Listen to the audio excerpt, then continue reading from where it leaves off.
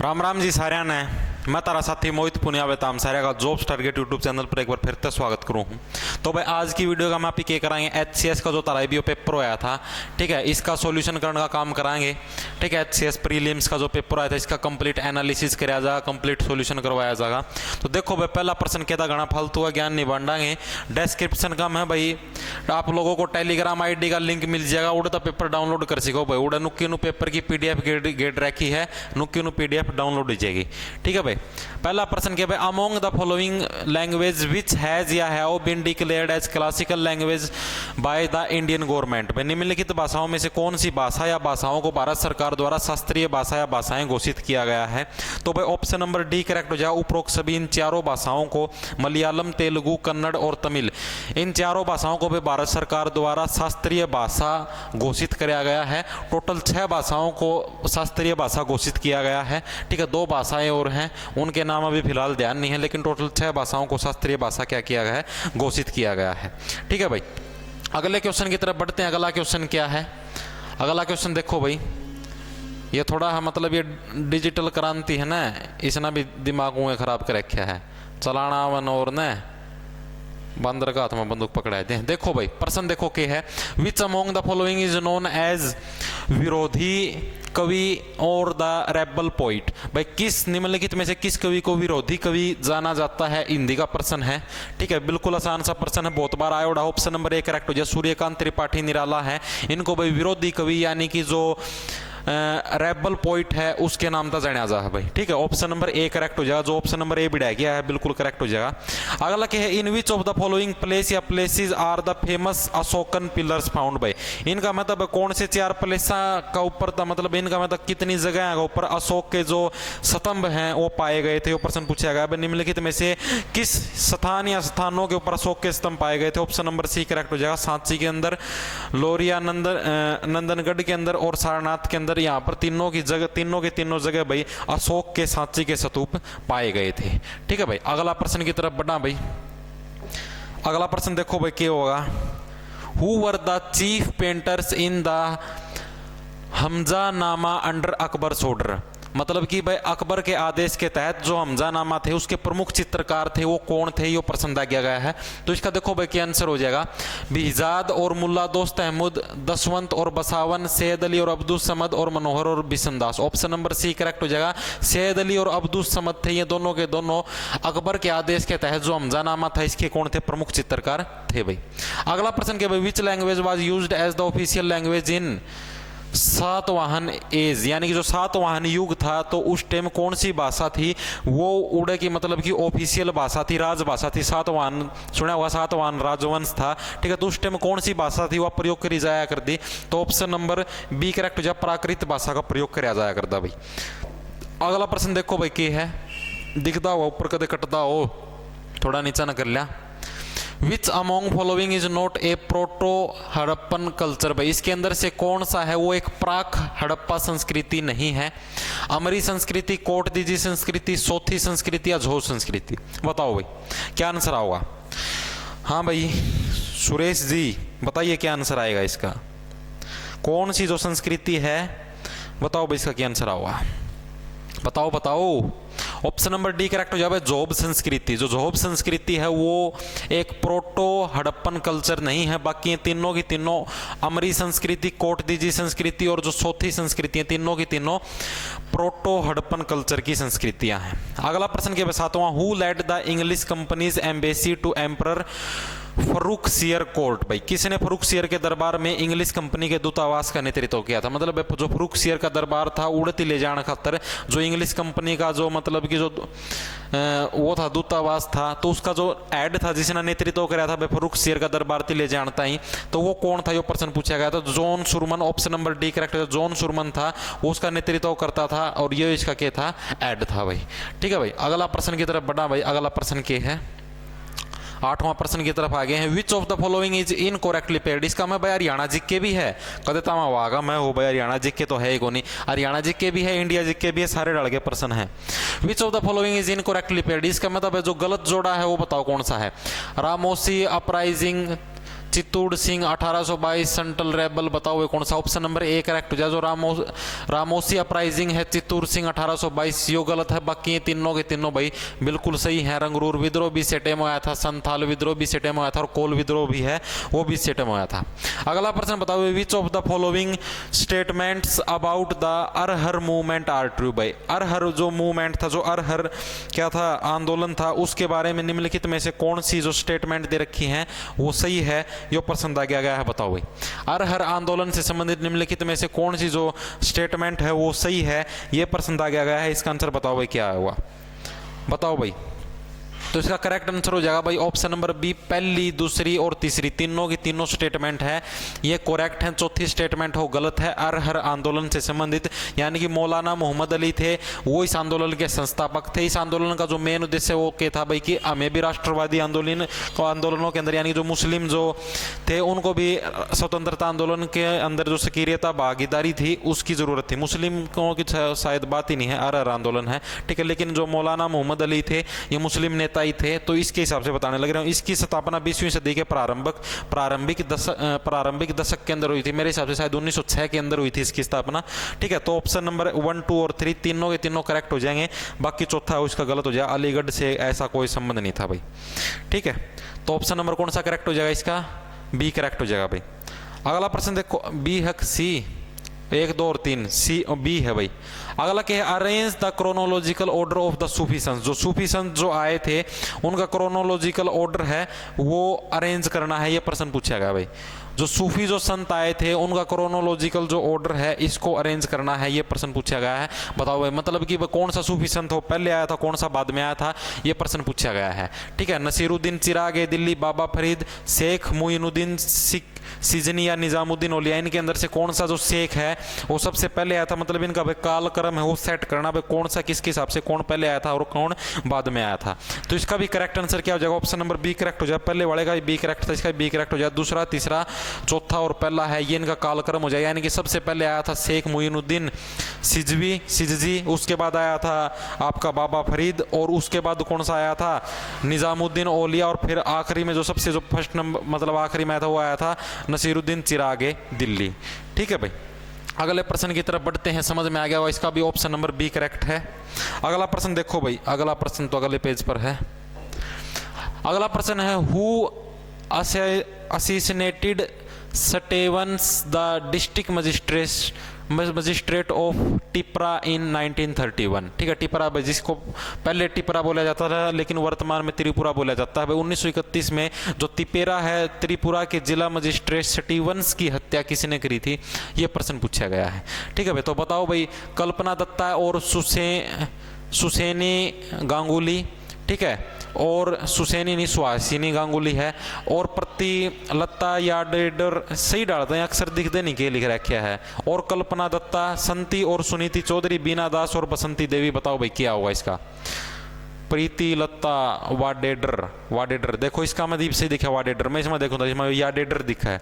बताओ भाई इसका क्या हुआ? तो इसका ऑप्शन नंबर सी करेक्ट हो जाएगा, सुनीति और सुनीति चौधरी है, ऑप्शन नंबर सी करेक्ट हो जाएगा। इन्ना भाई इसकी हत्या कर दी थी 1931 के अंदर, जो कि त्रिपुरा का क्या था आपका मजिस्ट्रेट था, डिस्ट्रिक्ट मजिस्ट्रेट था, ठीक है। और इसकी क्या कर दी थी? हत्या कर दी गई थी इन दोनों के द्वारा।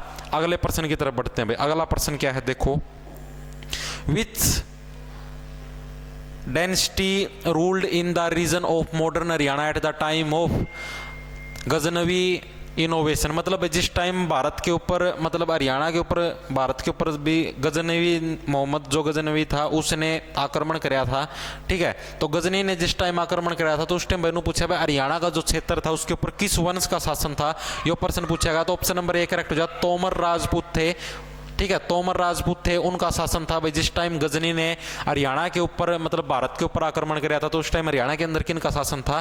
तोमर राजपूतों का शासन था। हरियाणा जीके का प्रश्न है, ठीक है। आसान सा प्रश्न था बिल्कुल, मतलब जो नॉर्मल सा प्रश्न हुआ है, गणा करड़ा प्रश्न कौन था। अगला के which statements are correct about the bhakti sant Namdev. जो भक्ति संत जो थे मतलब नामदेव, उनके बारे में कौन सी जो स्टेटमेंट है वह ठीक है, वो प्रश्न दिया गया है। वर्शिप्ड विठल ऑफ पंढरपुर, ठीक है भाई। पंढरपुर के विठल को पूछते थे, he was from Gujarat, Gujarat से थे, he was son of tailor, tailor के बेटे थे, ही रोट मैनी अभंगज, उन्होंने बहुत से अभंग लिखे थे। बताओ भाई इसका क्या आंसर होगा। जो संत थे, जो भक्ति संत थे, जो नामदेव, उनका संबंध है मतलब इन चारों ऑप्शनों से, इनसे संबंधित मतलब इन चारों ऑप्शनों में से कौन सा सही है, ये प्रश्न आ गया है। बताओ भाई इसका क्या आंसर होगा, बताओ भाई। तो इसका करेक्ट आंसर क्या हो जाएगा, पहला, तीसरा और चौथा ऑप्शन नंबर सी करेक्ट हो जाएगा। पहला, तीसरा और चौथा वो गुजरात से नहीं थे भाई, वो काकड़ता थे, महाराष्ट्र थे। ठीक है, महाराष्ट्र से थे, गुजरात से नहीं थे। ऑप्शन नंबर 1, 3 एंड 4 के हिसाब से ऑप्शन नंबर सी करेक्ट हो जाएगा भाई। अगला प्रश्न देखो भाई, अगला प्रश्न क्या है, अगला प्रश्न अगला पन्ना पा होगा। Given below are the locations of the archaeological sites in India. भाई जो भी मतलब कि जो पुरातत्व जो स्थल थे, ठीक है, तो उन्होंने पूछा भाई उनकी लोकेशन दी गई है और उनको है ना एक आपको मतलब क्या है सही क्रम के अंदर उत्तर से दक्षिण मतलब भारत के का जो आपका मैप है, भारत का जो आपका मैप है, भारत के मैप के हिसाब से उनको उत्तर से दक्षिण यानी कि नॉर्थ टू ईस्ट के हिसाब से आप लोगों को इनको सीरीज में लगाना है। भाई नॉर्थ के अंदर कौन सा पुरातत्व स्थल है, उसके बाद फिर साउथ की तरफ जाते हैं तो उस तरफ कौन कौन से पुरातत्व स्थल की जो सीरीज है वो क्या रहेगी, ये प्रश्न पूछेगा। बताओ भाई क्या आएगा इसका आंसर, बताओ भाई इसका क्या आएगा। तो इसका भाई करेक्ट आंसर क्या हो जाएगा, ऑप्शन नंबर डी करेक्ट हो जाएगा, SQRP। जो SQRP सीरीज है यानी कि सबसे पहले आता है बुर्ज होम, उसके बाद आवा है भीमवेटका, ठीक है, उसके बाद आवा है आपका पिकली हल और उसके बाद आवा है अटीराम पक्कम। ठीक है, तो ऑप्शन नंबर डी करेक्ट हो जाएगा भाई इसका। सिंपल सा प्रश्न था। अगला प्रश्न देखो भाई, के सांग रहे हो, 1 मिनट रुको भाई, इस बोर्ड का पिटन का जी मारियो, किसी दिन डोज ले लेगा और फिर यो हांडा मुंह भाई, ये क्या हो गया मेरे साथ। अगला देखो भाई, which among the following is a term that emerged during the 18th century in connection with the agrarian system with basically meant a contract by which the revenue of an was formed out of the highest bidder। निम्नलिखित में से कौन सा शब्द है 18वीं शताब्दी में कृषि व्यवस्था के साथ संबंध था जिसका अर्थ एक ऐसे अनुबंध से था जिसमें राजस्व संग्रहण का अधिकार है वो अधिकतम बोलीदाता को दिया जाता था। भाई ऐसा कौन सा शब्द था भाई जिसका प्रयोग है वो 18वीं शताब्दी में कृषि व्यवस्था के साथ था जिसका संबंध, और जिसके अंदर जो अधिकतम जो आपका अधिकार हो बोलीदाता को दिया जाता था। तो ऑप्शन नंबर सी करेक्ट हो जाएगा, तास्की जो शब्द था, ठीक है, इसके पास ये अधिकार था। ऑप्शन नंबर सी करेक्ट हो जाएगा भाई। ठीक है, अगले प्रश्न की तरफ बढ़ते हैं। अगला क्वेश्चन क्या है, 16वां प्रश्न देखो भाई, with reference to the Mughal administration which among the following options is connected to the features of mansabdari system. नो पूछा भाई जो मुगलों का जो प्रशासन था उसका टाइम भाई जो मनसबदारी प्रथा है उसकी विशेषता है वह किसका संबंधित है, जात या जवार से, नामूस या दिन से, बरकत या फना, पेशकश या नजर। तो ऑप्शन नंबर ए करेक्ट हो जाए, जात और सवार। ठीक है, जात और सवार से संबंधित है भाई जो मनसबदारी जो प्रथा थी, ठीक है, जो मुगलों का टेम्पो है अगर अकबर और टेम्प है। अगला प्रश्न देखो भाई, अगला प्रश्न क्या है, 17वां प्रश्न है, in the context of land revenue settlement of colonial India which of the following statement is not correct. बताओ भाई औपनिवेशिक भारत में भूमि राजस्व बंदोबस्त के संदर्भ में निम्नलिखित में से कौन सा कथन वो सही नहीं है, यह प्रश्न आ गया है। बताओ भाई कौन सा कथन सही कोनी, ए बी सी डी माता। आसान सा प्रश्न है, जो औपनिवेशिक भारत था उसका मतलब बताओ भाई कौन सा कथन है वो सही कौन है, वो प्रश्न आ गया है। तो इसका करेक्ट आंसर क्या हो जाएगा, ऑप्शन नंबर ए, 1790 में लॉर्ड वेलेस्ली ने बंगाल प्रांत में स्थायी बंदोबस्त लागू किया था। तो ये कथन है ये आपका गलत है, बाकी सारे के सारे कथन के हैं सही है। अगला के with reference to medieval Indian history what does pietra dura refers to. जो मध्यकालीन जो भारत है उसके अनुसार जो पियतरा ड्यूरा है ये किससे संबंधित है, ये प्रश्न पूछा गया। बताओ भाई जो पियतरा ड्यूरा है मध्यकालीन भारतीय इतिहास के संदर्भ में ये किससे संबंधित है, ये प्रश्न दिया गया है तारा ऊपर। बताओ भाई इसका क्या होगा, बताओ भाई इसका क्या। ऑप्शन नंबर बी करेक्ट हो जाएगा भाई, संगमरमर या बलुआ पत्थर में नक्काशी किए गए खुदाई में रखे गए रंगीन सख्त पत्थर सुंदर अलंकृत पैटर्न बनाते हैं। तो ऑप्शन नंबर बी करेक्ट हो जाएगा। तो मध्यकालीन जो पियतरा ड्यूरा है ये किससे संबंधित है, ये इससे संबंधित है जो संगमरमर वाला जो सिस्टम है, ठीक है, जो सुंदर पैटर्न बनाते हैं इसका संबंधित है भाई। अगला प्रश्न क्या है भाई, 19वां प्रश्न पा गया, arrange the following cases related to the basic structure of constitution in chronological order. ठीक है, इनको भी भाई एक बुनियादी ढांचे से संबंधित निम्न मामलों को कालक्रम संविधान के जो बुनियादी ढांचे हैं इनको निम्न मामलों को कालक्रम संबंधित कीजिए भाई, मतलब काल के हिसाब से, मतलब पहले कौन सी घटना हुई थी फिर कौन सी घटना हुई थी, इसके हिसाब से इनको अरेंज करना है। ठीक है, तो इसका ऑप्शन नंबर बी करेक्ट हो जाएगा, दूसरा, चौथा, तीसरा और पहला। ठीक है, सबसे पहले आया था गोलकनाथ मामला, उसके बाद हुआ था आपका केशवनाथ भारती मामला, उसके बाद फिर हुआ था आप लोगों का इंदिरा गांधी बनाम राजनारायण, और उसके बाद जो सबसे आखिरी में आया था वो था मिनर्वा मिल्स मामला। ठीक है भाई, तो इसका कौन सा करेक्ट हो जाएगा, ऑप्शन नंबर बी करेक्ट हो जाएगा। देख लो भाई, अगला प्रश्न की तरफ बढ़ा भाई। 19वां प्रश्न का क्या हो जाएगा, ऑप्शन नंबर बी करेक्ट हो जाएगा। अगला प्रश्न देखो भाई, 20वां प्रश्न आ गया, असर्शन और रीजन। इंपॉर्टेंट प्रश्न है, ज्यादातर रीजनिंग का मैं देखना मिला अगर ये प्रश्न। Financial bills can be introduced only in the lower house, मतलब कि जो वित्त विधेयक हैं वो केवल निचले सदन के अंदर प्रस्तुत किए जाते हैं, और जो निचला सदन है वो जनता द्वारा प्रत्यक्ष रूप से निर्वाचित होता है। तो ये बताना है भाई, ए है वो आर है, मतलब सत्य तो दोनों ही है। ठीक है, यह बात तो मैं बताऊं भाई, ऑप्शन नंबर सी और डी मतलब तो कोई सा को नहीं आवे, सत्य तो दोनों है, लेकिन वो बताना भाई कौन सा किस पर डिपेंड कर रहा है, कौन करता भाई। आर है वो ए की सही व्याख्या है, ये पूछ रखा है भाई, वित्त विधेयक को केवल निचले सदन में प्रस्तुत किया जाता है और निचला सदन क्या है, जनता के द्वारा प्रत्यक्ष। तो आर ए की सही व्याख्या नहीं, तो ऑप्शन नंबर बी करेक्ट हो जाएगा भाई इसका। ठीक है, आर है वो ए की सही व्याख्या नहीं है। अगला प्रश्न देखो भाई क्या होगा, the nation of upholding and protecting the sovereignty unity and integrity of India is contained, जो भारत की संप्रभुता, एकता, अखंडता को सुनिश्चित तथा संरक्षित करने का भाव निहित है, वो बताओ भाई किसके अंदर है। प्रस्तावना में, मौलिक कर्तव्यों में, राज्य के नीति निर्देशक सिद्धांतों में, मौलिक अधिकारों में, किसके अंदर ये सब बातें बताई गई है, ये प्रश्न पूछा गया। बताओ भाई इसका क्या आएगा, बताओ भाई इसका क्या आएगा, जल्दी से बताओ इसका आंसर क्या आएगा। आंसर आ गया जाए भाई इसका, मेरे ऊपर पका दिया जाए, तो भाई इसका करेक्ट आंसर क्या हो जाएगा, ऑप्शन नंबर ए करेक्ट हो जाएगा, जो प्रीएमेबल है, यो भाई जिसका भी प्रश्न है ना प्रस्तावना में। ठीक है, ये सारी बातें किसका में लिखी गई है, संविधान की प्रस्तावना के अंदर लिखी गई है भाई। जो मना लगा भाई, जिसका भी पेपर है लगभग प्रश्न इसके ठीक है, जो भी निशान लग रहे हैं लगभग ठीक है भाई। अगला प्रश्न देखो भाई क्या है, the terms liberty, equality and जो फ्रेटर्निटी है वो preamble of the constitution of India are inspired from the revolution, Bharat के संविधान की प्रस्तावना में प्रयुक्त स्वतंत्रता, समानता एवं बंधुत्व शब्द है वो किस क्रांति से प्रेरित है, बताओ। जो भारत के संविधान के अंदर जो स्वतंत्रता वगैरह और जो इन शब्दों का प्रयोग किया गया, समानता और बंधुत्व, ये है वो किस चीज से प्रेरित है, रूस की क्रांति से, चीन की क्रांति से, फ्रांस की क्रांति से, अमेरिकी स्वतंत्रता संग्राम से। तो फ्रांस की क्रांति से ऑप्शन नंबर सी करेक्ट हो जाएगा, इससे प्रेरित है भाई। अगला प्रश्न देखो भाई, अगला प्रश्न क्या है, इसको रब कर देता हूं। अगला प्रश्न है भाई आप लोगों का 23वां प्रश्न, what is the name of our country as given by the constitution of India, जो भारत का जो संविधान दिया गया है उसके हिसाब से अपने देश का नाम है वो क्या है।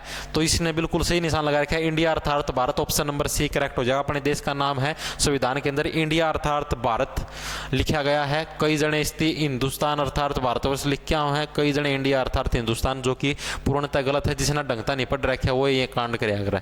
ठीक है भाई, अगला प्रश्न देखो भाई 24वां प्रश्न पाया गया है, in which part of the constitution of India is mentioned the promotion of international peace and security, मतलब भारत के संविधान में अंतर्राष्ट्रीय शांति एवं सुरक्षा के संवर्धन का उल्लेख हो किस भाग के अंदर है, ये प्रश्न पूछा गया भाई। अंतर्राष्ट्रीय जो शांति भी रखनी है, सुरक्षा भी रखनी है, तो ये बातें हैं संविधान की किस बात के अंदर कही गई है, ये प्रश्न आ गया है भाई। इसका आंसर बताओ भाई, इसका आंसर बताओ क्या होगा। तो इसका आंसर हो जाएगा ऑप्शन नंबर बी करेक्ट हो जाएगा भाई। इसना बिरानी कौन सा का निशान लगाया, दोनों का निशान लगा रखे हैं, बी और सी। राज्य के नीति निर्देशक तत्व है, इसके अंदर ये बातें लिखी हुई हैं कि जो भारत के संविधान के अंतर्गत जो अंतर्राष्ट्रीय शांति और सुरक्षा है उसका संवर्धन का उल्लेख हो किस भाग के अंदर है, राज्य के नीति निर्देशक तत्वों के अंदर है भाई। किसके अंदर है, राज्य के नीति निर्देशक तत्वों के अंदर।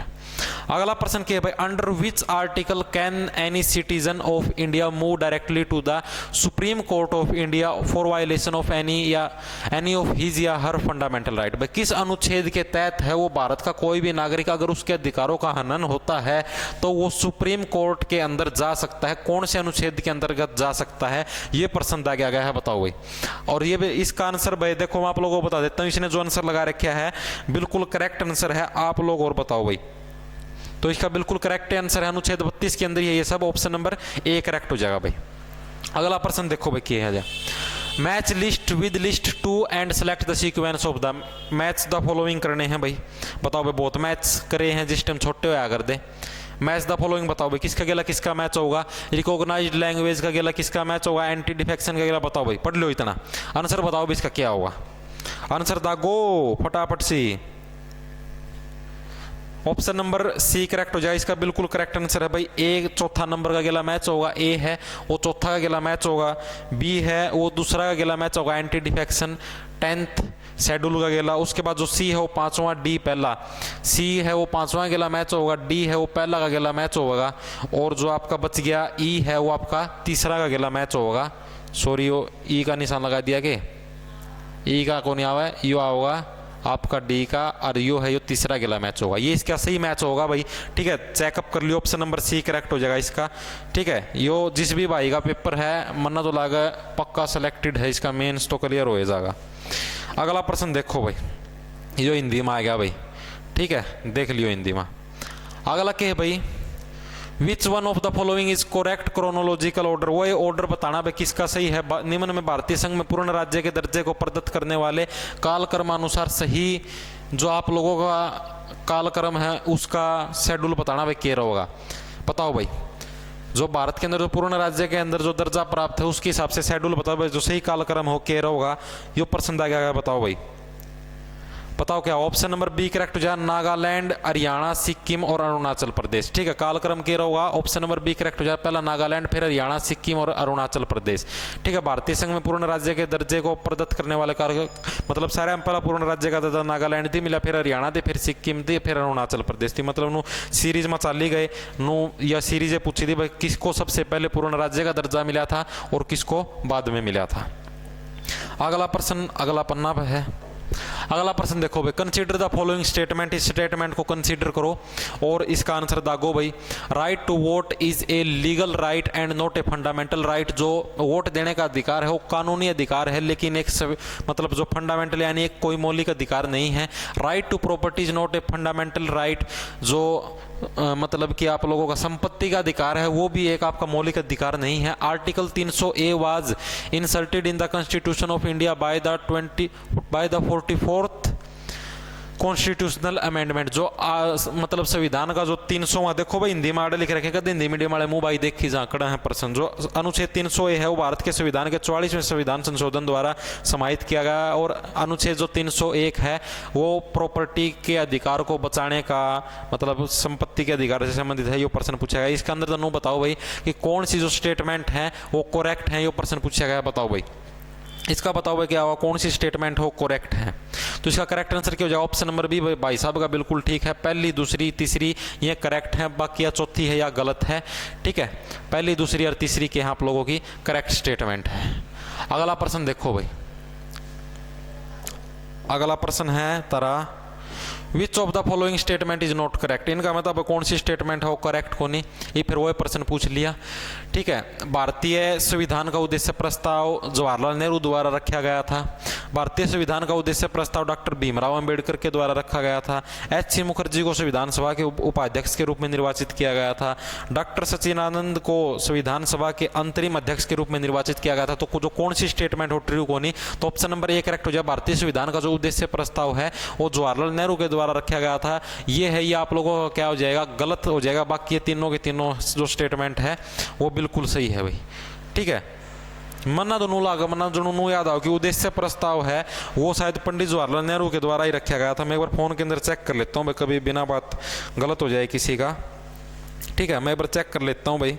मन्ना नो लगा जो उद्देश्य प्रस्ताव नेहरू का गेला, नेहरू नहीं दे रहा। भारतीय संविधान का उद्देश्य प्रस्ताव किसके द्वारा रखा गया था, पूछूं मैं एक बार गूगल पे। जवाहरलाल नेहरू संविधान सभा में उद्देश्य प्रस्ताव, नहीं भाई ऑप्शन नंबर ए नहीं होगा भाई, इसका गलत आंसर है ऑप्शन नंबर बी करेक्ट हो जाए। जो उद्देश्य प्रस्ताव है वो भीमराव अंबेडकर के द्वारा रखा गया था, ये कथन गलत है। ए है वो बिल्कुल सही है। भारतीय संविधान का उद्देश्य प्रस्ताव जवाहरलाल नेहरू के द्वारा ही रखा गया था। मैं कहूँ था ना, मना लगा जवाहरलाल नेहरू के द्वारा दरिया गया था, इतना तो पटौड़ा यार याद रह गया है, ठीक है। तो ऑप्शन नंबर बी करेक्ट हो जाएगा। भारतीय संविधान का उद्देश्य प्रस्ताव डॉक्टर भीमराव अंबेडकर के द्वारा रखा गया था, ये कथन बिल्कुल गलत है। बाकी ये तीनों के तीनों कथन हो बिल्कुल सही हैं भाई। अगला प्रश्न के भाई 30वां प्रश्न देखो भाई, which of the following is mentioned in article 21 of the Indian constitution. भाई इनका महता कौन सी बात है वह संविधान का 21वां जो अनुच्छेद है उसके अंदर दी गई है, बताओ भाई कौन सी बात है संविधान का 21वां अनुच्छेद के अंदर दी गई है, बताओ भाई इसका क्या आंसर होगा, जल्दी सी बताओ बताओ। तो ऑप्शन नंबर सी करेक्ट हो जाए, विधि द्वारा स्थापित प्रक्रिया है, ये संविधान के आपके 21वें अनुच्छेद के अंदर दी गई है कि जो विधि द्वारा जो स्थापित प्रक्रिया है वो संविधान के किस अनुच्छेद के अंदर दी गई है, 21वें अनुच्छेद के अंदर दी गई है। ऑप्शन नंबर सी करेक्ट हो जाएगा भाई, ठीक है। अगला प्रश्न देखो भाई, अगला प्रश्न क्या हो जाएगा, in which squadron of the Indian air force has the first batch of Rafale fighter jets become inducted. भारतीय वायुसेना के किस स्क्वाड्रन में राफेल लड़ाकू जेट विमानों का प्रथम बैच शामिल किया गया था, बताओ भाई कौन से स्क्वाड्रन के अंदर शामिल किया गया था, बताओ भाई। इसका बिल्कुल सिंपल सा और आसान सा प्रश्न है, बताओ इसका क्या आंसर होगा। तो भाई इसका कौन सा करेक्ट हो जाए, ऑप्शन नंबर 1 करेक्ट हो जाए, स्क्वाड्रन 17 और गोल्डन एरोज के अंदर शामिल किया गया था, ऑप्शन नंबर ए करेक्ट हो जाएगा भाई, ठीक है। अगला आ गया 32वां प्रश्न, इसकी तरफ बढ़ते हैं। मैच द फॉलोइंग, मैच करने हैं भाई, निम्नलिखित को सही सुमेलित कीजिए, बताओ भाई। SCO का संबंध किससे, क्वाड का संबंध किससे है, एशियन का मैड का, बताओ भाई किसका संबंध किससे है, ये प्रश्न दिया गया है, आसान सा प्रश्न है, बताओ भाई इसका क्या होगा। तो भाई इसका करेक्ट आंसर क्या हो जाएगा, ऑप्शन नंबर ए करेक्ट हो जाएगा। पहला का संबंध है वो ए का गेला है, SCO का संबंध ए का गेला है, उसका पास जो दूसरा है क्वाड का संबंध डी का गेला है, ठीक है। एशियन का संबंध है वो किसका गेला है, सी का गेला ही है, ठीक, ओ सॉरी सी का गेला नहीं बी का गेला है, ठीक है। इसका डी का गेला, इसका बी का गेला और इसका सी का गेला, यो इसका रिलेशन बनेगा, ऑप्शन नंबर ए करेक्ट हो जाएगा भाई। इसका जिस भाई ने लिख रखा है बिल्कुल गलत आंसर है। अगला प्रश्न की तरफ बढ़ा भाई, 33वां प्रश्न की तरफ चला। हाँ गणित दिमाग की दही नहीं करी जाएगी, यो बताओ भाई इसका क्या आंसर होगा। ऑन 11 फरवरी 2020, 11 फरवरी 2020 को विश्व स्वास्थ्य संगठन ने नए कोरोना वायरस द्वारा फैली वर्तमान जो महामारी है इसके नाम की एक आधिकारिक घोषणा की थी भाई, और इसे कोविड-19 विषाणु का नाम दिया था। इसका उद्देश्य लोगों को बताना था, ना कि आधिकारिक नाम को बदलना। निम्नलिखित में से कौन सा सही आधिकारिक नाम है, यानी कि जो कोरोना वायरस था उसका ओरिजिनल नाम है, जो सही जो मतलब कि सारी जगह जो नाम चल रहा है उसका, तो उसका असली नाम क्या था, ये प्रश्न पूछा गया है। इसका आंसर बताओ भाई क्या होगा, इसका आंसर बताओ भाई क्या होगा। तो ऑप्शन नंबर सी करेक्ट हो जाएगा, सीवियर एक्यूट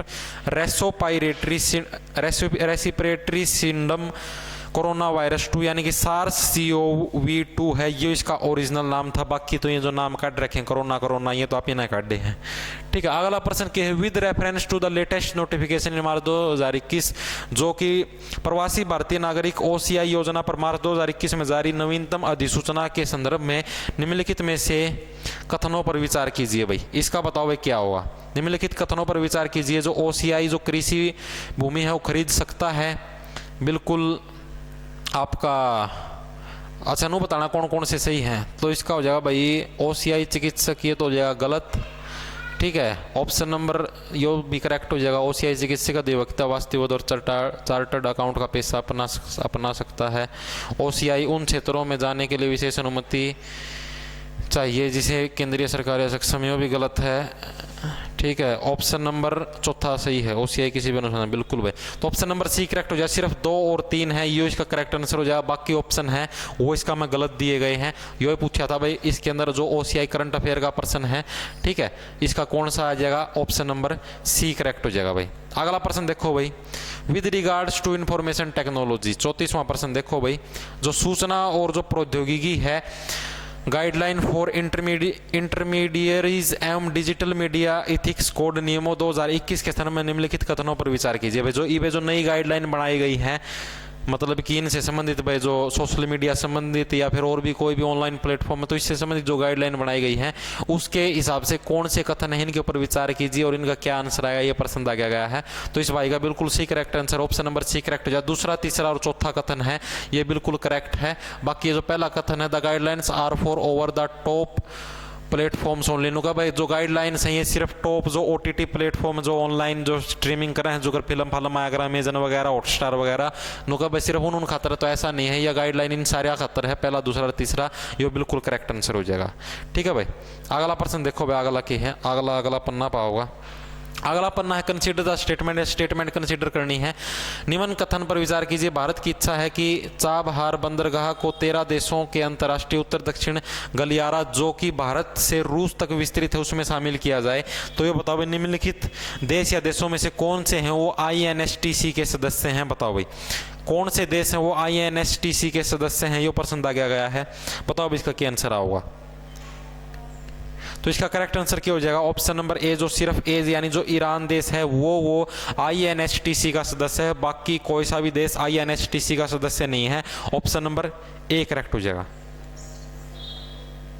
ठीक है भाई, अगला प्रश्न देखो भाई, which country has the news media and digital platform mandatory bargaining code, किस देश में the news media and digital platform mandatory bargaining code है, ये प्रश्न पूछा गया है, बताओ भाई किस देश के अंदर है ये सब, ये प्रश्न दिया गया है, इसका आंसर बताओ भाई क्या होगा। तो इसका करेक्ट आंसर क्या हो जाएगा भाई बताओ, आसान सा है गणा, मुश्किल को नहीं, ऑस्ट्रेलिया आ जाएगा, ऑप्शन नंबर बी करेक्ट हो जाएगा भाई इसका। ठीक है भाई, निशान लगा लिया होगा। 38वां प्रश्न देखो भाई, 38वां अड़ता दिख जाएगा, Atal tunnel named after the former prime minister Atal Bihari Vajpayee between Manali and Leh is built on which range of the Himalayas, मतलब कि जो अटल जो टनल बनाई गई है, ठीक है, मनाली और ले के बीच में पूर्व प्रधानमंत्री अटल बिहारी वाजपेयी के नाम के ऊपर बनी है अटल टनल, तो ये हिमालय की किस श्रृंखला पर बनी है, ये प्रश्न पूछा गया है, बताओ भाई अटल टनल है वो हिमालय की किस श्रृंखला के ऊपर बनी है, ये प्रश्न पूछा गया है। तो ऑप्शन नंबर बी करेक्ट हो जाएगा, पूर्वी पीर पंजाल श्रृंखला के ऊपर बनी है अटल टनल। ठीक है, eastern Pir Panjal range, option number B correct हो जाएगा भाई। अगला प्रश्न देखो भाई क्या होगा, 39वां प्रश्न पाए गए हैं, 1.9 किलोमीटर लंबी जो मैत्री सेतु है कनेक्टिंग त्रिपुरा और Bangladesh over river Feni has been built, ये बताओ इसका क्या आंसर होगा। त्रिपुरा से बांग्लादेश को जोड़ने वाला जो फैनी नदी पर 1.9 किलोमीटर लंबा मैत्री सेतु बनाया गया है, तो इससे संबंधित कथन चयन कीजिए, बताओ भाई कौन सा हो गया। पुल त्रिपुरा में सबरूम और बांग्लादेश में रामगढ़ के बीच में है, बताओ भाई क्या आंसर होगा इसका। 4 ऑप्शन दिए गए हैं, आंसर बताओ इसका क्या होगा, जल्दी सी बताओ बताओ बताओ। तो ऑप्शन नंबर ए करेक्ट हो जाए, पहला बोल दिया था मैंने, ऑप्शन नंबर ए करेक्ट हो जाएगा, पुल त्रिपुरा और सबरूम और बांग्लादेश और रामगढ़ के बीच में स्थित है। अगला प्रश्न के Bajrang Punia has regained the world number 1 ranking in 65 kilogram category in March 2021 after winning which of the following, जो बजरंग पुनिया है इसको भाई किसके अंदर से, मतलब कौन से गेम्स के अंदर जीतने के बाद मार्च 2021 में 65 किलोग्राम वर्ग में विश्व की जो नंबर 1 रैंकिंग है वो पुनः हासिल की थी, बताओ भाई कौन से के अंदर जीतकर वर्ल्ड की नंबर 1 रैंकिंग है वो दोबारा से हासिल की गई थी, ये प्रश्न पूछा गया है बजरंग पुनिया के द्वारा। तो ऑप्शन नंबर डी करेक्ट हो जाए, रोम के अंदर जो मोटेवा पेलिकोने रैंकिंग सीरीज टूर्नामेंट चलने लग रहा था, तो उसके अंदर जीत के बजरंग पुनिया ने वो स्थान है वो अपना वापस हासिल दोबारा कराया था। ठीक है भाई, अपना गोती है, ऑप्शन नंबर डी करेक्ट हो जाएगा भाई। और अभी अभी ओलंपिक के अंदर बजरंग पुनिया जी ने मेडल भी जीते हैं। कंसिडर द फॉलोइंग पेयर्स, बताओ भाई जोड़े के ऊपर विचार करना है, अलग अलग जोड़े दिए गए हैं, इन दियाड़ा दे दूंगे, कोई 8 तो निम्नलिखित जोड़ों पर विचार कीजिए। मूल नवाचार और नवाचार का उद्देश्य, जो मिशन कोविड सुरक्षा है उसका संबंध किससे, कवच का संबंध किससे, वैक्सीन मैत्री, कोविड-19, जो श्री शक्ति चुनौती है, इन सभी का आप लोगों को क्या बताना है, संबंध बताना है, किसका संबंध है वो किससे है। इंग्लिश मीडियम वाले इंग्लिश मीडियम में देख लो, कोई किसी का डाउट हो तो, मतलब पर्पज है और की इनिशिएटिव्स और पर्पज ये बताना है भाई। 41वां प्रश्न का उत्तर दागो भाई क्या होगा, 4 ऑप्शन दिए गए हैं, उत्तर दागिया जाए 41वां प्रश्न का क्या उत्तर आएगा, बताओ भाई। ऑप्शन नंबर डी करेक्ट हो जाएगा, सिर्फ 3 और 4, सिर्फ 3 और 4 है वो इसका बिल्कुल करेक्ट आंसर हो जाएगा। ठीक है, यानी कि जो वैक्सीन मैत्री है और जो कोविड-19 श्री शक्ति चुनौती है, इनका जो मतलब अपने को रिलेशन दे रखे हैं वो बिल्कुल करेक्ट है, बाकी इन सारे के रिलेशन गलत दे रखे हैं भाई। अगला प्रश्न देखो भाई, which of the following test is approved by Indian council of medical research and does require sample from nose and throat पे। कौन सा टेस्ट है कोरोना का टेस्ट कराया गया, उस टेस्ट का नाम पूछा गया है, जिसका मैं आप नाक का में वो सुई सी देखी और गला का में सुई देखी, वो सैंपल सुम्पल लिया गया, तो उस कोरोना टेस्ट का बारे में पूछा गया है।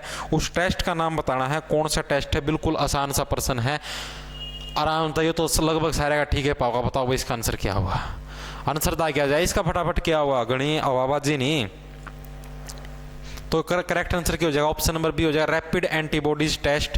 ठीक है, जो है वो होता रहता है जगह जगह। आप लोगों ने देखा होगा बस स्टैंड पर अगर आप लोग मास्क नहीं लगाते तो आप लोगों का टेस्ट कर दिया जाता है तुरंत प्रभाव से।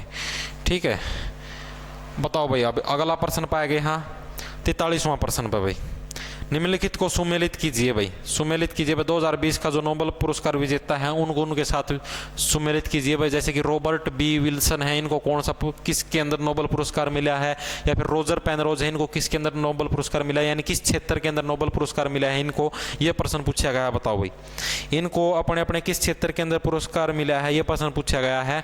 तो इसका करेक्ट आंसर बताओ भाई क्या हो जाएगा। ऑप्शन नंबर ए करेक्ट हो जाएगा भाई, पहला का डी, रॉबर्ट बी विल्सन को आर्थिक विज्ञान के अंदर मिला है। ठीक है, रोजर पेनरेज को आप लोगों का किसके अंदर मिला है, भौतिकी के अंदर मिला है। ठीक है, उसके बाद जो आपका जेनिफर ओडला के लिख रखे सही दिखते को नहीं है, पिक्सल से पैट रहे हैं, इनको मिला है भाई आपका तीसरा का सी, रसायन विज्ञान के अंदर मिला है। और जो चौथा है लुइस को, इनको भाई साहित्य के क्षेत्र के अंदर मिला है। तो ऑप्शन नंबर ए करेक्ट हो जाएगा भाई। अगला प्रश्न देखो भाई, अगला प्रश्न का साइज बड़ा करो भाई, अगला प्रश्न का साइज क्या किया जाए, बड़ा किया जाए ताकि आप लोगों को दिख जाए, इसलिए इसका साइज बड़ा करा। अगला प्रश्न देखो भाई, अगला प्रश्न क्या हो, विच of the following is correct regarding the Lok Sabha speaker. भाई बाकी के प्रश्न कित गए बीच में, अभी तो हम थे यहाँ पर, कौन सा प्रश्न था यो, मेरे हिसाब से 40वां 45वां प्रश्न था यो, 43वां प्रश्न था। बाकी प्रश्न कित गए भाई हैं, बाकी के प्रश्न स्कैन को नहीं हुए। अरे लागदर यार क्यों दिमाग की दही कराया करो, ये वो प्रश्न बच गए वो कौन करवा होगा, स्कैन क्यों नहीं, स्कैन क्यों नहीं हुई, क्या खतर बिठा रखे हो तुम, स्कैन को नहीं हुई, और कौन करेगा उन्ना स्कैन। भाई माफी चाहता हूँ भाई, बीच के प्रश्न गायब हैं, ये 2-3 पन्ने ना स्कैन कौन करे, इनकी मैं छुट्टी कर दूँ वैसी बाज, आज तो इनकी छुट्टी है, तड़का तो ना जियो खेच जवाड़ दे। Which of the following is correct regarding the Lok Sabha speaker. भाई लोकसभा अध्यक्ष के संदर्भ में निम्न में से कौन सा सही नहीं भाई, इंतजाम करके करवा दिए जाएंगे बसे हुए प्रश्न भी भाई। लोकसभा जो अध्यक्ष इसके संबंध में कौन सा सही नहीं है बताओ भाई। 57वां प्रश्न का बताओ भाई, इस आदमी ने तो 3वां का निशान लगा रखे हैं, मेरा नहीं क्या करना चाहो था यो, इसका आंसर बताओ भाई क्या होगा। आंसर बताओ भाई, वह राष्ट्रपति के प्रसाद पर्यंत तक, जो लोकसभा अध्यक्ष है वह राष्ट्रपति के प्रसाद पर्यंत तक पद पर रहता है, वह किसी भी वित्तीय विधेयक को धन विधेयक घोषित कर सकता है और उसकी घोषणा अंतिम होती है। यदि वह त्यागपत्र का विचार रखता है तो त्यागपत्र है वो राष्ट्रपति को संबोधित किया जाता है, वह लोकसभा का वरिष्ठतम सदस्य होना चाहिए। भाई ऑप्शन नंबर डी तो बिल्कुल गलत है, वह वरिष्ठतम सदस्य ऐसा तो कोई रूल नहीं है। वह त्यागपत्र का विचार रखता है तो त्यागपत्र है और राष्ट्रपति को संबोधित किया जाता है। भाई ये भी सही है, ऑप्शन नंबर को लोकसभा निम्न में से कौन सा कथन सही है, ऑप्शन नंबर राष्ट्रपति के प्रसाद पर्यंत तक पद पर रहता। भाई इसका मना कन्फर्म कौन भाई, इस प्रश्न का आंसर मना कन्फर्म कौन, बिना बात गलत नहीं करवाना चाहता मैं, मेरे हिसाब से ऑप्शन नंबर सी रहना चाहिए। ठीक है, बाकी मैंने इस प्रश्न का आंसर कन्फर्म कौन ही है तो बिना बात गलत हो जाएगा, तो ऐसा काम हम क्यों करा। अगला प्रश्न की तरफ बढ़ो भाई। अगला प्रश्न के which of the following groups of organic compounds are list likely to be, science के प्रश्न आगे, निम्न में से कौन सा ऑर्गेनिक कंपाउंड के समूह का परफ्यूम बनाने में उपयोग की न्यूनतम संभावना होती है। बताओ भाई किसका प्रयोग है परफ्यूम बनाने के अंदर जो सबसे कम किया जाता है, ये प्रश्न पूछा गया। बताओ भाई किसका प्रयोग है परफ्यूम बनाने के अंदर सबसे कम किया जाता है, साइंस का प्रश्न है, आसान सा प्रश्न है। बताओ भाई ऑप्शन नंबर एक करेक्ट हो जाए, अल्कोहल का प्रयोग है वो सबसे कम किया जाता है परफ्यूम बनाने के अंदर।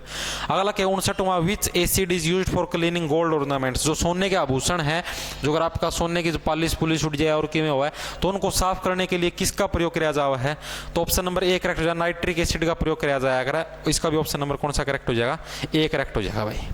अगला प्रश्न देखो भाई, अगला प्रश्न क्या है, which of the following does not involve total internal reflection. भाई किसके अंदर है वो टोटल इंटरनल रिफ्लेक्शन नहीं होती, किसमें पूर्ण आंतरिक परावर्तन शामिल नहीं है।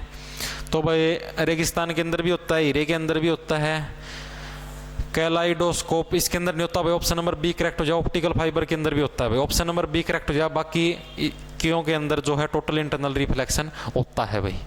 अगला प्रश्न देखो भाई, अगला प्रश्न क्या है, 61वां प्रश्न, which of the following is true in reference to the blockchain technology. Blockchain technology से संबंधित है वो इनके अंदर से कौन सा सही है, ये प्रश्न पूछा गया, बताओ भाई। ब्लॉकचेन टेक्नोलॉजी से संबंधित है वो इनके अंदर से कौन सा सही है, ये प्रश्न पूछा गया है, बताओ भाई। इसका करेक्ट आंसर कौन सा होगा, ऑप्शन नंबर बी करेक्ट हो जाए। सिर्फ एक और दो ही है, एक क्रिप्टोग्राफिक रूप से सुरक्षित डाटाबेस और कुछ सहभागियों के बीच साझा किया गया है, ठीक है, यह ट्रांजैक्शन का एक डिजिटल लेजर है। बाकी ये जो सी वाला है गलत हो जाएगा, ऑप्शन नंबर बी करेक्ट हो जाएगा भाई। अगला प्रश्न देखो भाई, अगला प्रश्न क्या है आप लोगों का, अगला प्रश्न है, इतना छोटा कुकर पैट गए हो। अगला प्रश्न देखो भाई क्या हो जाएगा आप लोगों का, 1 मिनट रुक जाओ भाई, इसका मैं साइज थोड़ा सा छोटा कर देता हूँ क्योंकि घना मोटा सांग हो गया था इसका, ठीक है। ये बताओ which of the following pairs is wrongly matched, कौन से जोड़े हैं वो गलत तरीके से मैच किए गए हैं, ये बताओ भाई। Which of the following pairs are wrongly matched, ये प्रश्न पूछा गया है, कौन सा पेयर है वो गलत मैच किया गया है। Tesla electric car, bitcoin crypto currency, Pokemon Go है वो augmented reality mobile game, Zoom है वो ओटीटी स्ट्रीमिंग प्लेटफॉर्म है। इसके अंदर से बताओ भाई कौन सा है वो गलत ऑप्शन है, साफ दिखने लग रहा है, ऑप्शन नंबर डी करेक्ट हो जाएगा। जूम है वो ओटीटी स्ट्रीमिंग प्लेटफॉर्म थोड़ी है ना, जूम तो online video calling, OTT stream video वाला जो सॉफ्टवेयर है वो है, क्या नाम है, अमेजन प्राइम हो गया या फिर हॉटस्टार हो गया, डिज्नी प्लस हॉटस्टार, या फिर और भी मतलब जो भी आ रहे हैं G5 सब की में। अगला क्या है, largest fresh water lake in north east of India is located in which state, जो उत्तर पूर्व भारत के अंदर जो बड़ी मीठे पानी की झील है वो कड़ स्थित है, ये प्रश्न पूछा गया है, बताओ कौन से राज्य के अंदर उत्तर पूर्व भारत की जो सबसे बड़ी मीठे पानी की झील है वह कड़ स्थित है, ये प्रश्न पूछा गया है, बताओ इसका क्या आंसर होगा। तो भाई ऑप्शन नंबर ए करेक्ट हो जाए, मणिपुर जिला के अंदर स्थित है, ठीक है। किस राज्य के अंदर स्थित है, मणिपुर राज्य के अंदर, जिला नहीं है, मणिपुर राज्य है।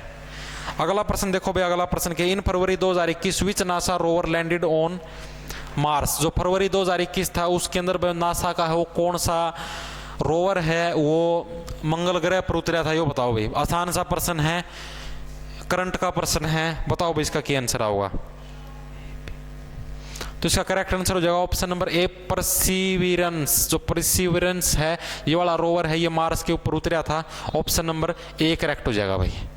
अगला प्रश्न देखो भाई, अगला प्रश्न क्या होगा, 66वां, Mahatma Gandhi was elected as the president of the Indian National Congress in which of the following session did it happens, मतलब जो महात्मा गांधी है उनको भाई जो इंडियन नेशनल कांग्रेस उसका प्रेसिडेंट के रूप में चुना गया था, तो किस सेशन के अंदर, मतलब यानी कि कौन सी जो सभा थी, तो किस समय ये घटना हुई थी, घटना के मतलब चुने गए थे, अमृतसर अधिवेशन, लाहौर अधिवेशन, बेलगाम अधिवेशन या लखनऊ अधिवेशन, कौन सी अधिवेशन के अंदर है महात्मा गांधी को इस पद के लिए चुना गया था। तो ऑप्शन नंबर आप लोगों का बी करेक्ट हो जाएगा, बेलगाम अधिवेशन, ऑप्शन नंबर बी करेक्ट हो जाएगा, 1924 के अंदर है महात्मा गांधी को चुना गया था।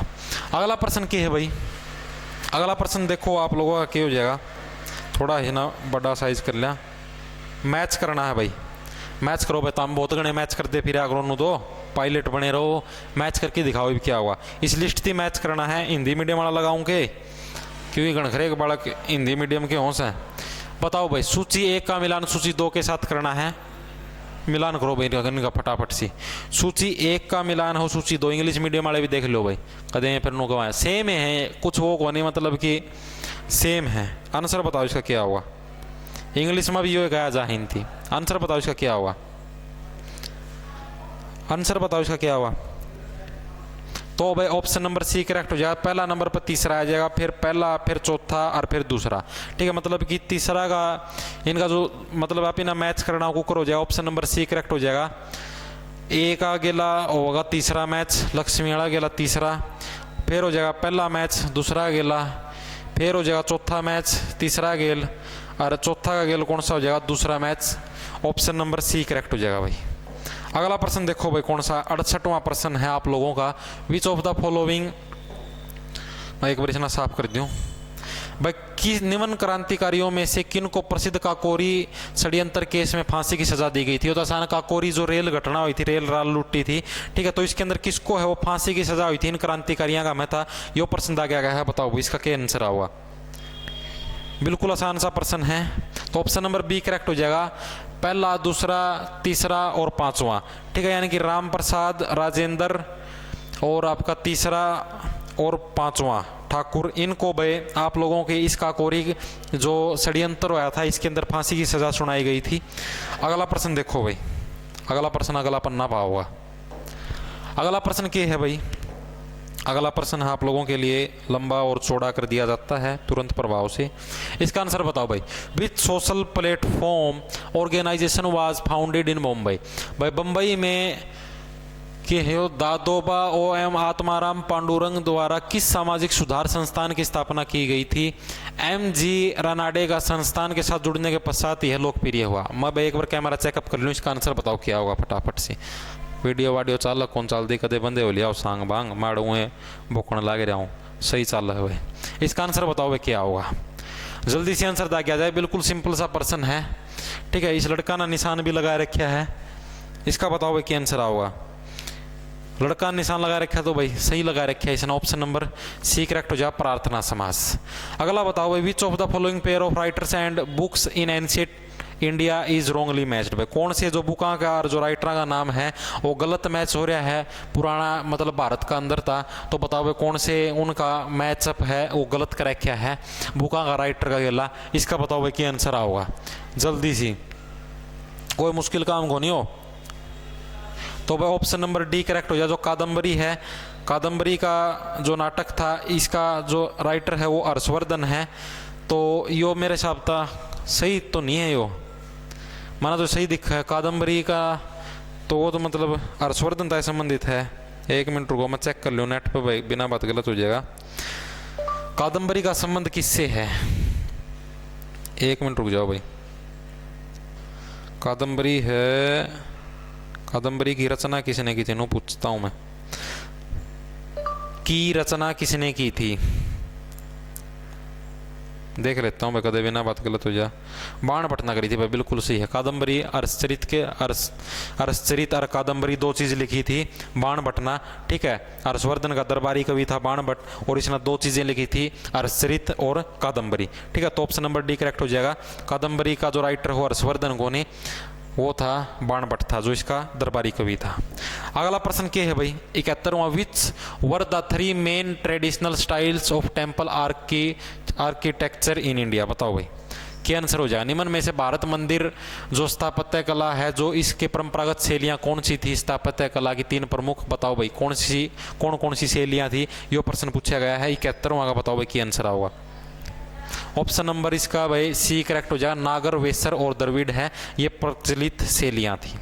अगला क्या है, match list 1 list 2 and select the correct answer. List match करनी है और सही आंसर को करेक्ट करना है। बताओ भाई कौन सी लिस्ट का गेला कौन सा मैच होगा, थोड़ा सा ऊपर आंसर कह दूं कि कौन सी लिस्ट का गेला कौन सा मैच होगा। बताओ भाई इसका क्या आंसर आओगा, कौन सी लिस्ट का गेला कौन सा मैच करूं। ऑप्शन नंबर सी करेक्ट हो जाएगा भाई, इसका भी तीसरा, यानी कि पहला का संबंध हो तीसरा गेला है, डोलड्रम का गेला, ठीक है। फिर पहला का गेला संबंध है इसका, मतलब दूसरा का संबंध पहला का गेला, तीसरा का संबंध चौथा गेला और इसका दूसरा गेला, ठीक है। इस आड़ तो ठीक लग रहा है, दूसरा तीसरा, फिर मेरा कित गड़बड़ी कर गया, दूसरा तीसरा तो इसका मैं भी है ना कॉमन, आड़ गड़बड़ी कर गया, कोई बात नहीं भाई, लड़के ऐसी गड़बड़ियों से सुधर हो गया आप। अगला प्रश्न देखो भाई, अगला प्रश्न क्या है तारा, थोड़ा सा साइज इसको बढ़ा लेते हैं। इसका आंसर बताओ भाई क्या हुआ। इसका मैं भी लिस्ट मैच करनी है, सूची 1 का मिलान सूची 2 के साथ करना है। बताओ भी इसका आंसर क्या हुआ। इसका भी आंसर क्या हो जाएगा तारा, ऑप्शन नंबर सी करेक्ट हो जाएगा, चौथा, तीसरा, दूसरा और पहला, ठीक है। यानी कि चौथा पहला का संबंध है चौथा का गेला, फिर हो जाएगा जो दूसरा का संबंध है वो हो जाएगा तीसरा गेला, और जो तीसरा है उसका संबंध हो जाएगा दूसरा गेला, और जो चौथा है उसका संबंध हो जाएगा पहला गेला। तो ऑप्शन नंबर सी करेक्ट हो जाएगा भाई। अगला प्रश्न देखो भाई, नीलगिरी सतपुड़ा आराम तक कर को हिंदी मीडियम वाला है ना, कोई चिंता नहीं होनी चाहिए। अगला प्रश्न देखो भाई, जो श्री हरिकोटा है where Satish Dhawan space centre is located is situated next to which lake. जो श्री हरिकोटा जो स्पेस सेंटर है, मतलब जड़ा आप ये रॉकेट लॉन्च कराया करा, तो वो है वो किस झील के करीब स्थित है, ये प्रश्न पूछा गया है। आसान सा प्रश्न है, जो यो भी गलत करके आए हो गए ना तो हम बिल्कुल खत्म काम करके आए हो। बताओ भाई, ऑप्शन नंबर बी करेक्ट हो जाए, पुलकिट के पास है। ठीक है, पुलकिट झील के पास है। ये दोनों दो का निशान लगा रहे, दोनों के दोनों गलत, एक का तो तुक्का मार दिंदा सही। अगला के है विष्णु नारायण जो आपका भारत खंडे was a renowned figure in which of the. Vishnu Narayan Bharat खंडे किस कला शैली के मशहूर व्यक्ति थे, बताओ भाई। विष्णु नारायण जो भारत खंडे है वो किस कला शैली के जो मेन व्यक्ति थे, वो प्रश्न पूछा गया है। तो ऑप्शन नंबर ए करेक्ट हो जाए, हिंदुस्तानी शास्त्रीय संगीत कला शैली के थे, वो प्रमुख व्यक्ति थे विष्णु नारायण भारत खंडे। अगला प्रश्न देखो भाई, 76वां प्रश्न आता है, देखिएगा। हाल ही में लॉन्च की गई क्षेत्रीय व्यापक आर्थिक साझेदारी RCEP वर्तमान में सबसे बड़ा क्षेत्रीय व्यापारिक मंच है। निम्न में से कौन सा देश है मुक्त व्यापार समझौते का सदस्य नहीं है, तो Bangladesh. Option number D correct हो जाएगा भाई। ठीक है, करंट का प्रश्न था, आसान सा था, कोई घना मुश्किल सांग कौन था। अगला प्रश्न देखो भाई, अगला प्रश्न बहस होने वाले हैं, प्रश्न थोड़े से और रह गए, तारा चेकअप सा हो जाएगा कि कुछ सांग है। देखो भाई, which of the following pairs are matched correctly, कौन से पेयर हैं, कौन से जोड़े हैं सही मैच हैं, ये बताओ। बिटकॉइन का संबंध नेशनल स्टॉक से है, FRBM का राजकोषीय घाटा सेबी का किससे है, विशेष का किसके है, इसका सही संबंध बताओ भाई, किसका किसके साथ है। इनका सही जो मैच है वो बताओ, किसका किसके साथ मैच है, मैच बताओ भाई किसका है, बताओ। मेरे हिसाब से तो भाई सिर्फ कौन कौन से सही हैं, नेशनल स्टॉक एक्सचेंज और आपका FBM का राजकोषीय घाटा, सेबी का संबंध इंश्योरेंस रेगुलेशन, ये तो है को नहीं, सेबी का संबंध इंश्योरेंस रेगुलेशन का अगला कत्ता हो गया। तो भाई मेरा हिसाब था तो इसका सही है, कौन से सही है, बी हो सीखा भाई इसका option, SEBI special driving rights, international monetary fund, Moody's credit rating. भाई इसका करेक्ट आंसर का मना सही एग्जैक्टली बेरा कौन, लेकिन मेरा हिसाब था बताऊं ऑप्शन नंबर बी, कन्फर्म कौन भाई मैं इसका आंसर का बारे में, बाकी तो हम तारा चेक कर लियो, मेरा हिसाब था इसका ऑप्शन नंबर बी है। ठीक है, कन्फर्म कौन भाई मैं इसका बारे में। अगला प्रश्न देखो भाई, बिना बात गलत क्यों करवाया भाई किसी का, कन्फर्म नहीं होता अपना सीधा नाट दो। प्राचीन काल समय में हरियाणा क्षेत्र हो किस नाम से जाना जाता था, ऑप्शन नंबर ए करेक्ट हो जाए, हरियाणा। जिक्के में दो तो बहुत सही है, बर्मावर्त और आर्यावर्त के नाम से जाना जाता था प्राचीन काल में हरियाणा को। ऑप्शन नंबर ए करेक्ट हो जाए, सिर्फ एक और दो करेक्ट हो जाएगा भाई। ठीक है, ये तो बिल्कुल हरियाणा जिक्के के तो वो प्रश्न आ रहे हैं जो कि जमा बिल्कुल जो बेसिक लेवल के होना है, जो बालक हरियाणा पुलिस की तैयारी करें उनको पूछ के देखो गदागद कर देंगे। Who gave the title of Nayab Bakshi and Rao to Balram Jat, Balram Jat थे उनको नवाब बख्शी और राव की उपाधि हो किसने प्रदान करी थी, मोहम्मद शाह ने। ऑप्शन नंबर सी बिल्कुल सही करेक्ट आंसर इसका। अगला प्रश्न देखो भाई, 80वां स्टेटमेंट करेक्ट करनी है, किसका क्या आंसर हुआ, इन स्टेटमेंट्स को करेक्ट करो भाई। के है निम्नलिखित, हरियाणा राज्य का गठन सरदार हुकम सिंह संसदीय समिति की अनुशंसा पर किया गया था। पंजाब और हरियाणा राज्य के विभाजन सीमांकन जे सीसा की अध्यक्षता में किया गया था। 1 नवंबर 1966 को भारत के 70वें राज्य के रूप में हरियाणा अस्तित्व में आया था। तो बताओ भाई इसका क्या आंसर होगा, आसान सा प्रश्न है। ऑप्शन नंबर डी करेक्ट हो जाए, सारे ने बेरा तीनों के तीनों करेक्ट ऑप्शन बिल्कुल करेक्ट है, उपरोक्त सभी करेक्ट हो जाएगा भाई इसका। अगला प्रश्न देखो भाई, अगला प्रश्न की है गणे मुश्किल सांग को नहीं, जो हरियाणा जिक्के का तो तमनो समझे ना करो कि मैं करडात है। रीड द फॉलोइंग, बताओ निम्न दो कथन अभिकथन ए और कारण बता रखे। बताओ 1960 के अंत में जो संघीय सरकार ने कोई भी पंचवर्षीय योजना नहीं बनाई, भारत पाक युद्ध, अकाल और मुद्रास्फीति के कारण योजना के लिए वांछित वित्तीय संसाधन खत्म हो गए थे, इसलिए ये नहीं बनाई है। इसका बताओ भाई, मतलब रीजन और वो बताना है अभिकथन। बताओ इसका क्या हुआ, एसर्शन एंड रीजन। बिल्कुल आसान सा प्रश्न है, कुछ इसका मैं मुश्किल को नहीं, और फिर भी गणखरे गलत करके आए होंगे। ऑप्शन नंबर सी करेक्ट है भाई, रीजन तो बिल्कुल सही है, लेकिन जो आपका कथन ए है वो बिल्कुल गलत है, जो असर्शन है वो बिल्कुल गलत है। 1960 के अंत में जो संघीय सरकार ने कोई भी पंचवर्षीय योजना नहीं बनाई, ये बिल्कुल कथन है, आपका गलत है। बाकी जो इसका रीजन दे रखा है वो बिल्कुल सही है, भारत पाक युद्ध। अगला क्या है 82वां प्रश्न, देखो भाई जो खरीफ क्रॉप हैं, जो मतलब कि भारत के अंदर उगाई जाने वाली खरीफ की फसलें हैं वो कौन सी हैं? गेहूं, धान, सरसों, चना, मूंगफली, मक्का। खरीफ का सीजन है कौन सा? जो इस टाइम जो सी फसल बोई गई है ना, यानी गर्मिया का टाइम पर जो सी फसल बोआ है उससे बोलना खरीफ की फसल भाई। ठीक है, तो खरीफ की फसल का मतलब जो गर्मिया का मैं धान बोआ है। ठीक है, ऑप्शन नंबर 2 देखो किस किस का मैं है। और कौन सी बोआ है? मूंगफली बोई जा है। ठीक है, ऑप्शन नंबर 4 देखो किस किस का मैं है। ओ सॉरी 5, 3 और 5 देखो भाई, 3 और 5 किस किस का अंदर है? 3 और 5 का मैच, 3 और 5 एक उनकी से का मैं इकट्ठे 3 और 5। मूंगफली इस टाइम कौन बोई जाएगा और किस टाइम बोई जाएगा भैया? देखो भाई इसका क्या हुआ, मूंगफली हाँ है फिर, लेकिन इसका मैं हाँ सही है भाई, 3 और 5 को नहीं 2 और 5 देखना था। ऑप्शन नंबर बी करेक्ट होगा। ठीक है, एक छठा नंबर पर मक्का, जो मक्का है, धान है और मूंगफली है, ये इस टाइम गर्मी वाला सीजन में बोई जा है। बाकी जो फसलें हैं वो आपकी किस सीजन में बोई जा है? सर्दियों वाला सीजन में बोया जा है। इसका प्रश्न, इसका आंसर बताओ भाई, इसका आंसर क्या हो जाएगा? यो एक बार मैं मिटो दी हूँ, के सांग है 21 के गुट्ठे लग रहे हैं भाई। या कंपाउंड पारंपरिक तौर पर इमारतों की सफेदी में काम आता है। केमिस्ट्री का प्रश्न है, बताओ भाई इसका क्या आंसर आवा? कौन सा कंपाउंड है जो सफेदी का काम आवा है? बताओ भाई। बिना बुझे हुए चूने को पानी के साथ क्रिया कराकर मिलता है। जब कैल्शियम कार्बाइड पानी के साथ क्रिया करता तो यह मिलता है, इसे कास्टिक चूना कहते हैं तथा इसका रासायनिक सूत्र CaOH2 है। ऑप्शन नंबर ए करेक्ट हो जाएगा। ठीक है, 1 और 4 है ये बिल्कुल करेक्ट आंसर है। ठीक है, बिना बुझा चूना है 1 2 3, कैल्शियम कार्बाइड पानी के साथ क्रिया करता तो यह मिलता है कैल्शियम कार्बाइड CaCO3 की जब रिएक्शन होती है पानी के साथ तो आपका CaOH2 बिल्कुल ऑप्शन नंबर सी करेक्ट हो जाएगा भाई। एक होनी हुआ है, ऑप्शन नंबर सी करेक्ट हो जाएगा।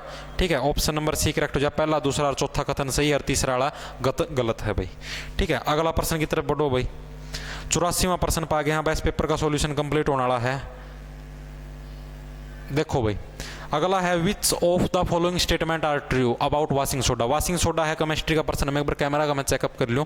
जो वाशिंग सोडा है इससे संबंधित हो कौन सा कथन सही है, ये प्रश्न पूछा गया है। बताओ भाई, वाशिंग सोडा से संबंधित हो कौन सा कथन सही है, ये प्रश्न दिया गया है। आंसर बताओ भाई। बिल्कुल आसान सा प्रश्न है, कुछ मुश्किल नहीं है। इसका करेक्ट आंसर क्या हो जाएगा? Option number B. भाई साहब ना बिल्कुल सही करेक्ट आंसर लगा रखे। दूसरा और चौथा कथन है वो बिल्कुल करेक्ट है। It's chemical name is sodium carbonate. ठीक है, वाशिंग सोडा का फॉर्मूला क्या हुआ है? कई बार फॉर्मूला भी आ जाए Na2CO3.10H2O, ये इसका फॉर्मूला है वाशिंग सोडा का। ठीक है, दूसरा और तीसरा नंबर का जो सा कथन है वो तारा बिल्कुल सही है। अगला प्रश्न क्या है? The substance with pH less than 7, वो सब्सटेंस जिसकी जो pH वैल्यू है वो 7 से कम है, उस सब्सटेंस का नाम पूछा गया है। बताओ भाई, 7 से कम जिसकी pH वैल्यू होती है वो कौन से सब्सटेंस हुए हैं? एसिडिक सब्सटेंस हो यानी अम्लीय सब्सटेंस हुए हैं। तो बताओ भाई कौन सा सब्सटेंस की जो मतलब की जो pH वैल्यू है वो 7 से कम है, ये प्रश्न आ गया है। इसका आंसर बताओ भाई। तो आप लोगों का gastric juice, Apple juice, coffee, option number D correct हो जाए। ऑल ऑफ दिस यानी इन चारों का जो वो है क्या नाम है? ऑल ऑफ दिस, चारों का लिक्विड इन कार बैटरी सारे के सारे एसिडिक बिहेवियर के हैं भाई।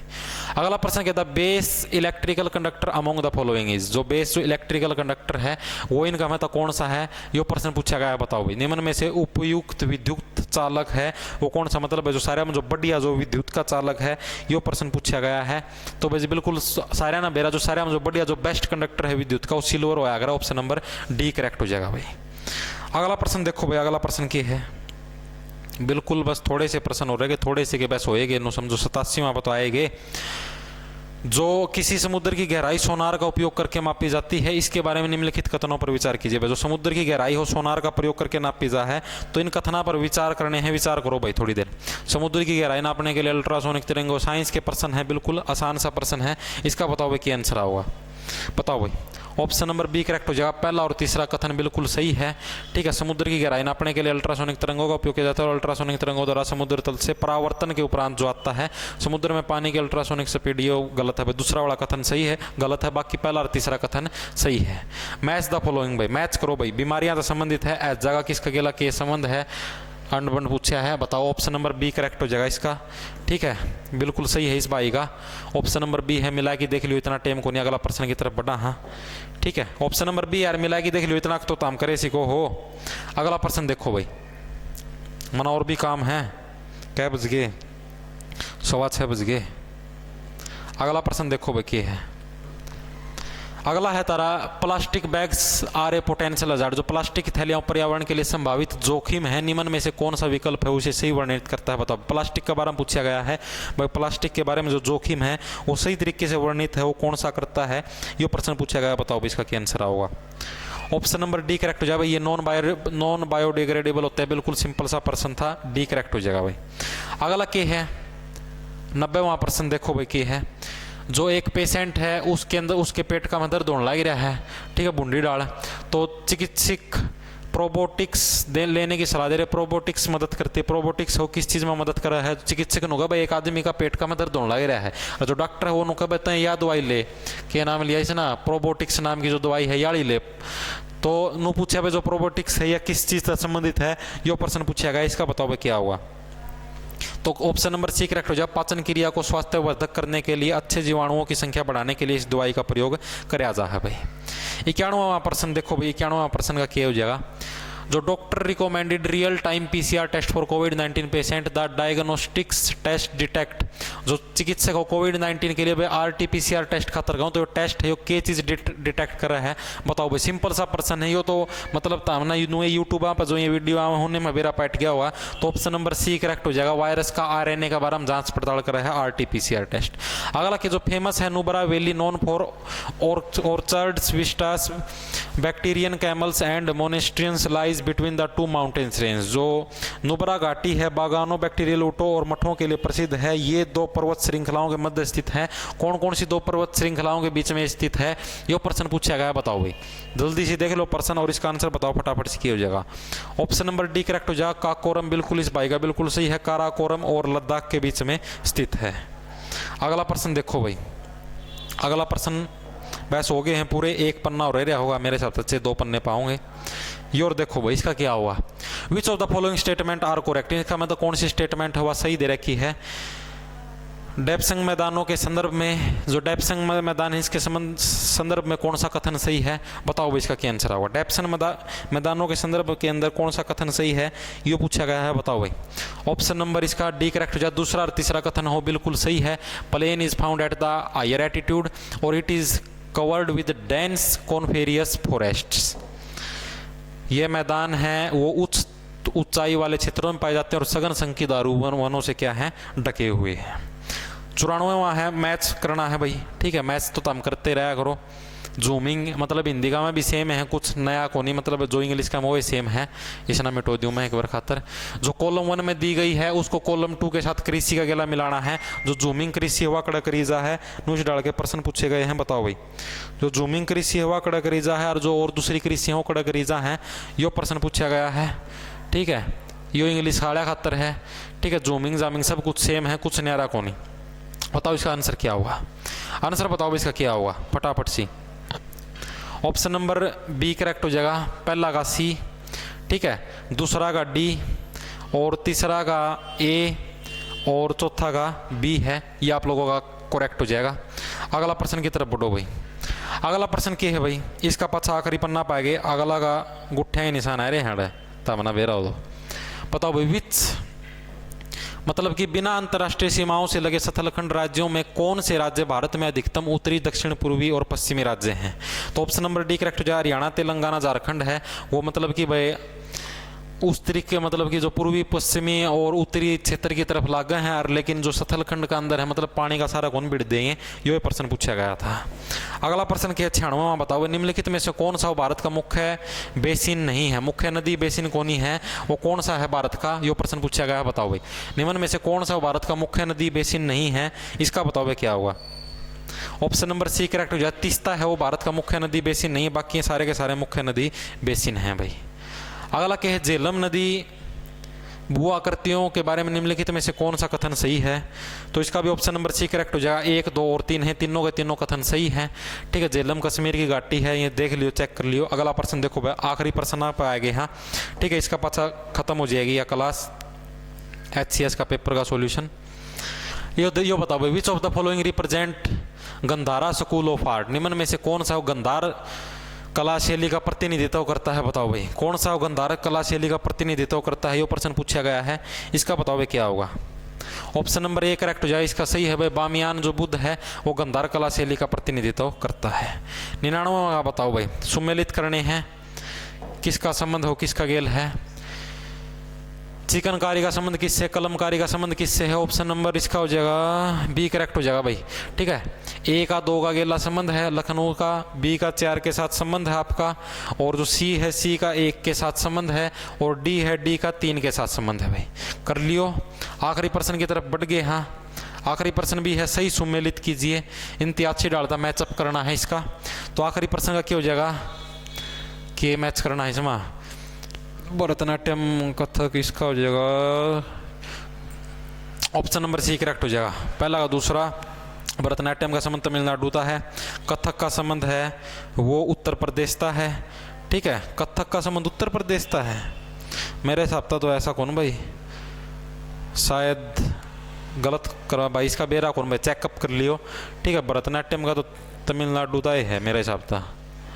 ठीक है, यानी कि पहला का तो ए का तो 2 आना चाहिए, बी का भरतनाट्यम का आंध्र प्रदेश से हो सका भाई संबंध। ओ सॉरी नहीं, इसका क्या नाम है, कथक का वो आंध्र प्रदेश से संबंध हो सका है मेरे हिसाब तो। ऑप्शन नंबर बी तीसरा, सी का कुचिपुड़ी का के है उत्तर प्रदेश। कुचिपुड़ी मनानू लागा जनोगी, कुचिपुड़ी आंध्र प्रदेश तर, मोहिनीपट्टम है वो उत्तर प्रदेश था पाओगा भाई। इसका बेरा कौन भाई, चेकअप मार लियो। ठीक है, इसका एग्जैक्ट मतलब बेरा कौन मना क्या आंसर आवा तो हम चेक कर लियो। मेरे हिसाब से तो option number C A correct होना चाहिए। ठीक है, मेरा हिसाब से जो मैंने चेकअप कराया है, बाकी देख लियो भाई तारा। ठीक है, तो ये था HCS का पेपर का सॉल्यूशन भाई। वीडियो किसी लगी कमेंट करके बता दियो। सारे राम राम, धन्यवाद भाई। और भाई जिसना भाई PDF चाहिए हो, ये बताऊँ PDF जो डिस्क्रिप्शन में लिंक मिल जाएगा, टेलीग्राम का PDF गेट रखी है, फ्री में डाउनलोड हो जाएगी। लंडा ले लो, सारे के सारे खींच जाओ। गुड नाइट भाई।